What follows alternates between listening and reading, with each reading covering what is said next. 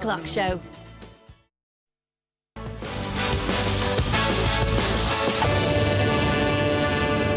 Welcome back to the final part of the 6 o'clock show. Krissy, you're making an all-American classic oatmeal and raisin cookies, and I just want to know where we're getting started because it smells so good. I know, these are so good. And you know what? They also make great ice cream sandwiches. So if you make these at home, you can always make an ice cream sandwich with these. I highly recommend it. So we're starting off with a half a pound of butter. It has to be soft so that your mixer can get into it. So room temperature. Yeah, yeah, exactly. And just 100 grams of white sugar. And what you want to do before you add anything else is mix up that white sugar, because those granules of sugar will actually act as blades and whip up your butter nice and fluffy. And that's what we want. Nice. We want nice and fluffy butter. So once that's done, you're going to add 210 grams of light muscovado sugar, okay? And that's going to give our cookies that nice brownish color. So you wouldn't really use like caster sugar here. Like the brown sugar is for the taste as well. Yes. Yeah. And you know what else the brown sugar is good for? Yeah. If we were to add only white sugar, we'd have really crispy cookies. Okay. I'm using 100 grams of white sugar plus 210 grams of the light muscovado because I've got a thing. You might know this about me. I've got a thing about chewy cookies. Yes, you want them chewy. I like soft cookies. And so if you use slightly more of the brown than you do of the white, you're going to have a soft cookie. Yeah. And we like soft cookies here too. But if you do like a crispy cookie, easy. Okay. Just leave it in the oven a little bit longer. That's it. Well, I will say these cookies have been the talk of the studio the last hour. They're good. And I might have had one, I might have not had one, but I can't confirm. They're very soft. But you know what you haven't had, inside. Katya? Yeah. You haven't had a warm one. No. So that's what you're going to have next. Okay, Now, can I help you with anything? Yeah, how are you cracking eggs? I think I'm good. Good. Why don't you crack an egg into there? Okay. We're going to add to our sugar mixture. I hear you crack on the flat surface. That's what do I've you? heard. I don't know.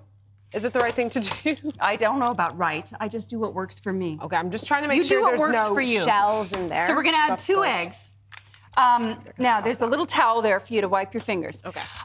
We're going to add 2 eggs to this, and we're going to give it another beat, and we're going to make this nice and fluffy. Okay. Now, to our mixture, before we add the dry ingredients, we're going to add vanilla extract, which I love. Yeah. I love my vanilla extract. Make sure you've got a nice one. You want it to be dark in color, and it should be really thin. You don't want a syrupy one. Now, we're going to add 5 mils of that, okay?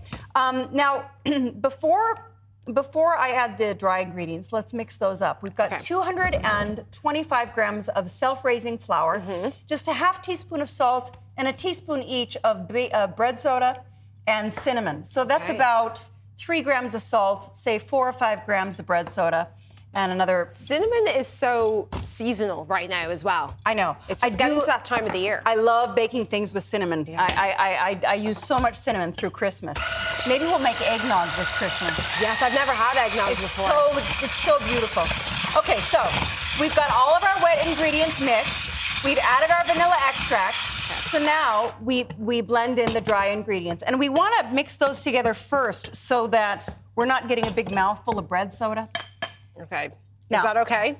That's perfect. Of course. You do a great job. Okay. So we're going to mix this up, and then to our mixture, you can just dump in your oats and your raisins. Now, for the raw porridge oats, we're using 275 grams. It's really not a lot of flour that we added. Yeah. And that's because we're using so much porridge, okay? And then we're also going to add 160 grams of raisins, okay? So let me get my spoon. Where is my spoon? We're going to add 160 grams of raisins, and we're just going to blend all these together. How are we on time? I want to make sure you get a warm cookie. We've got 1:30 on time. Okay. We're doing pretty well. All right, good.